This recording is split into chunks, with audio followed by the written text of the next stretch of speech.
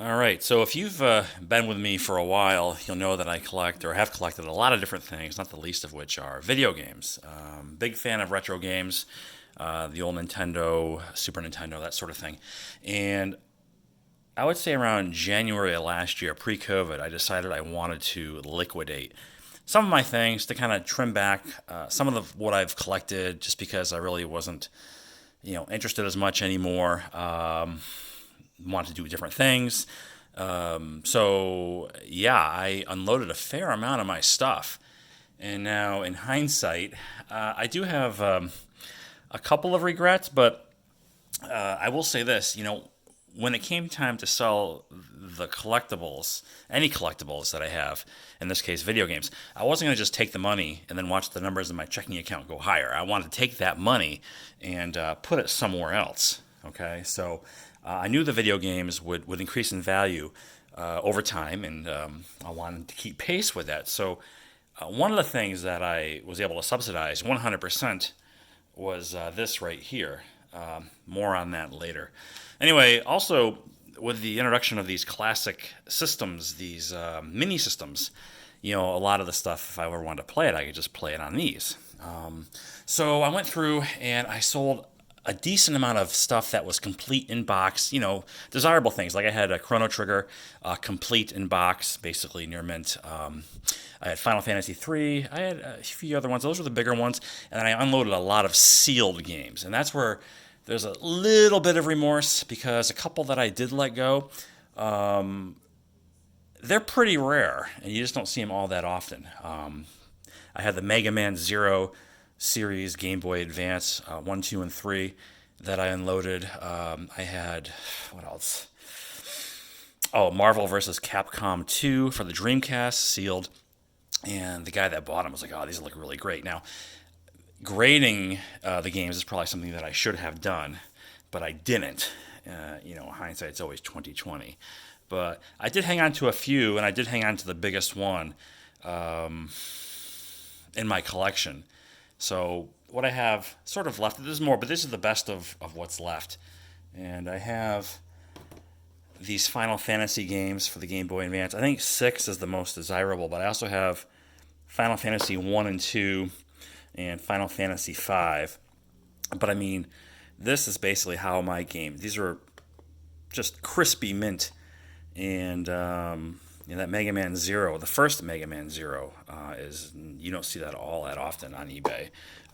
So I probably should have sent it out for grading. In fact, I did attempt to grade one of these I'm going to show here. When I called VGA, they're in Florida. This would have been like March or April, so right in the thick of COVID nonsense. And I left the message and never called me back. I just kind of let it go. But I probably will reinvestigate that for some of these remaining sealed games, like the Final Fantasy VI copy for sure. All right, so here's a big one, and one that I'm glad I held on to. Almost sold it, but I kept it. It's The Legend of Zelda for the Super Nintendo. This one is totally sealed in mint. Still has the plastic tag on it, but this is the collector's choice. So it is the, I guess, lesser desirable of the two. If you had the original, where it's just a solid black, there's no metal here. That's the one that's very expensive, but I'm not quite sure how video game grading works. This thing looks mint. I mean, is this VGA 90? I don't see anything wrong with it, but anyway, it's definitely a good piece to have. Let's see here. Okay, and so this one is another good one that I almost sold. I had an offer on this one for like $450 not long after I listed it, but then I took it down. And I think I'm going to send this one in for grading also. It's Marvel. Marvel's pretty popular these days as a Super Nintendo. And one of the later releases for Super NES. I think this came out in 1995 or 1996 as it was nearing the end of its life and the N64 was starting to take hold. But this one does have an issue. It does have a slight tear in the wrap that, you got to go looking for it. And it kind of like flips up a little bit. But otherwise, it looks pretty good. This Marvel War of the Gems.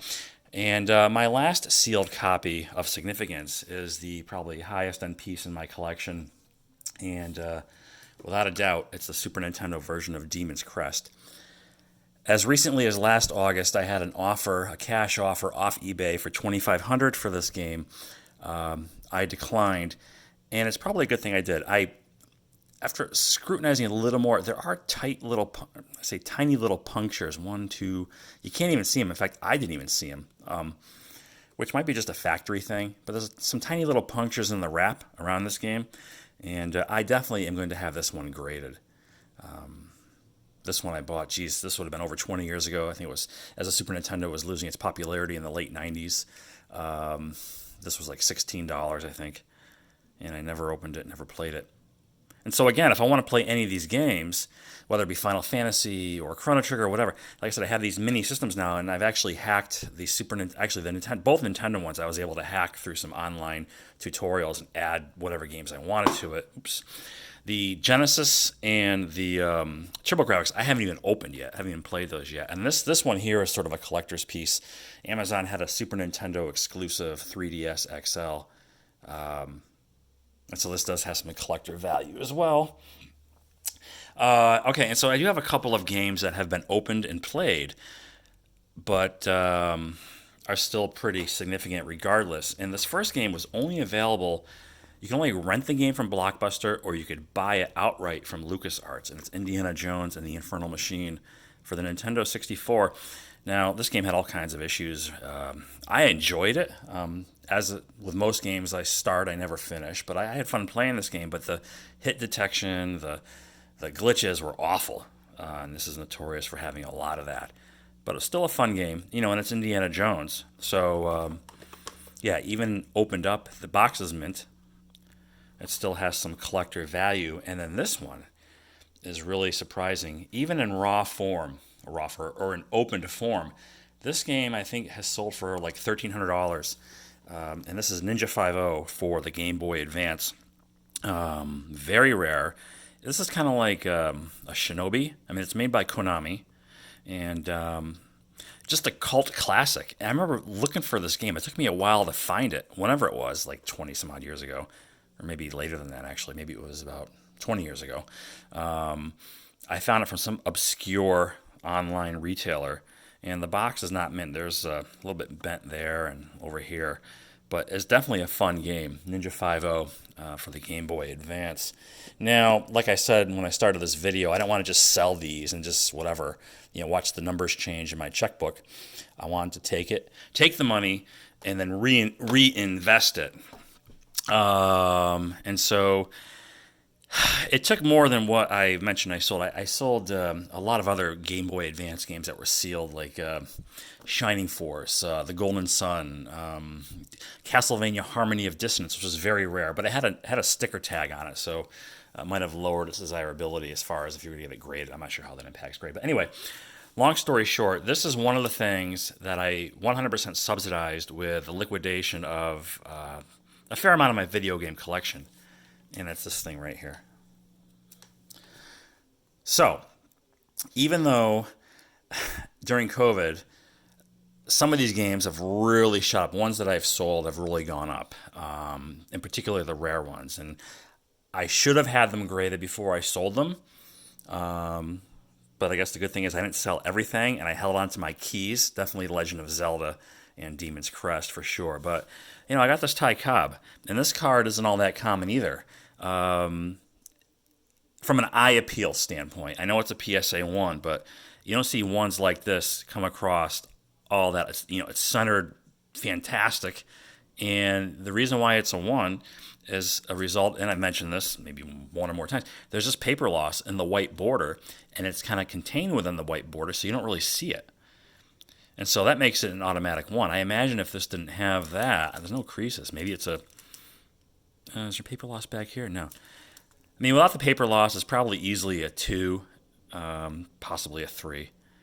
But eye appeal is key with these cards. So, yeah, that's what I did. I got a little, fatigued. I have so much crap, and I'm getting to the point now where I kind of want to simplify and consolidate. And so I think by taking all that inventory that took up X amount of space and turning it into this was probably a pretty good idea. Now, the value of this, this was $1,600, okay? This now sells for $3,200. The video games that I sold probably have kept track or kept pace as a result. So, whatever. I guess what you prefer. So anyway, just sort of something different. Video games. I don't think this is a good investment to start today. I mean, I don't know.